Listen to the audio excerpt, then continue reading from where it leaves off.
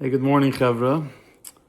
I'm sitting here learning the same Fabrengen. I just finished it, the Fabrengen of Parshas Mishpatim, Tavshin Chaf, 1960, and I came across another phenomenal idea, and I just feel that I need to share it, even though it's not connected to the Parsha, it's connected to life, to everyday life. So I had to ask Hanalea to give me the phone back. She was listening to music and looking at pictures, but I needed to record the video. So the Rebbe says something incredible. He's talking about the parsha. It was mishpatim, but he was talking about truma, connected to shevavim. Why he got the truma in parsha mishpatim is not as relevant as to the point that he makes there. He says when it comes to donating to the tabernacle, to the mishkan, it says v'yikchu li truma. What is v'yikchu li? You shall take from me a donation, a contribution. And Rashi says li lishmi.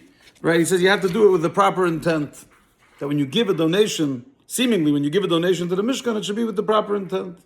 But why by this mitzvah? Every mitzvah has to be done with intent. Why specifically when donating to the Mishkan, to the tabernacle, does it say specifically that you have to have lishma, as if in other mitzvahs you don't? Actually, it's quite the contrary. The Baal Shem Tov has a famous teaching that there are two mitzvahs where you don't need to have proper intent. One of them is mikvah, and one of them is tzedakah. When a person goes to the mikvah, even if they didn't have the proper intent, if they went and immersed in a mikveh with the proper structure of Torah, for example, it says nafal al vagal, let's say a wave covered you over, you become tahir, you become pure, even if you had no intent to become pure. The mikveh is metar, you purifies you no matter what your intent. And tzedakah is the same thing. It doesn't matter what your intent is. Maybe you had no intent at all. $1 fell out of your pocket and a poor person picked it up. You didn't have intent, but you helped lahachis nefesh. You brought life to a pauper, it's a mitzvah.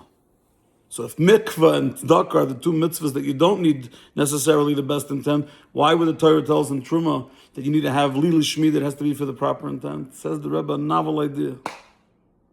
It's not talking about the donor. It's talking about the recipient, the pauper. Right? The donations to the tabernacle are a reflection of the general idea of tzedakah. We assume that it means that when you give your contribution to the tabernacle, it needs to be done with the proper intent. Says the Rebbe, no. It's not a big deal for the rich person when he gives it tzedakah, when he donates, to do it with proper intent. First of all, he already got to the point where he invested all his time and work, and now he's already giving tzedakah from his hard-earned money. Of course he's going to do it with intent.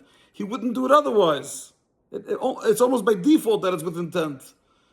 And he's getting to do a mitzvah, connecting with Hashem, so of course he's having intent. It's the recipient, the poor person who's receiving the tzedakah, and doesn't feel good about it, feels a little shame, maybe he feels humiliated, and he just has to feed his family, himself and his family. There's no major kavanah. I just need to get it and pay the bills so I can feed my family dinner tonight and pay the mortgage. And you would think that because he's in such a bad state, what kind of kavanah could he have already? What kind of lishma, what kind of intent could he have in receiving it? Says the Rebbe, the Medrash tells us that Hashem created the world with aniyim and ashirim, with paupers and with rich people. And the Eibusher Zon and Mefarnes, Hashem gives sustenance to all people, except for paupers, He allows for part of their sustenance to come through the rich people. Why did Hashem do it that way? Because the Medrash says Hashem wanted the world to be filled with chesed, with kindness, and the only way to fill the world with this idea of kindness is by creating a structure where there's poor people and rich people. But the poor person is receiving his allotment from Hashem via the rich person. And therefore, he has to get a direct instruction from Hashem that when he takes the tzedakah, he's not doing it as a nebach. He's not doing it as Hashem didn't take care of me, so I'm relying on the rich person. He has to receive it and recognize that this is a direct gift from Hashem that's coming to him via the rich person, and it should be totally filled with kedusha, because you're fulfilling the structure in which Hashem created the world. And I know this is a longer video, but it's such an important message, because so often, and we see this as shluchim, we deal with a lot of poor people, and there's a shame. And I'm not talking about people who didn't give it their best shot, who didn't work hard. I'm talking about people that did work hard and do work hard and say English. They don't have the mazel. It's not working. They're not bringing home the income, and they feel terrible. Says the Eibusher, says the Rebbe in this Fabrengen, don't feel terrible. Remember that you are living life exactly the way Hashem intended it. And when He wants you to be an usher, to be on the giving end, you will be.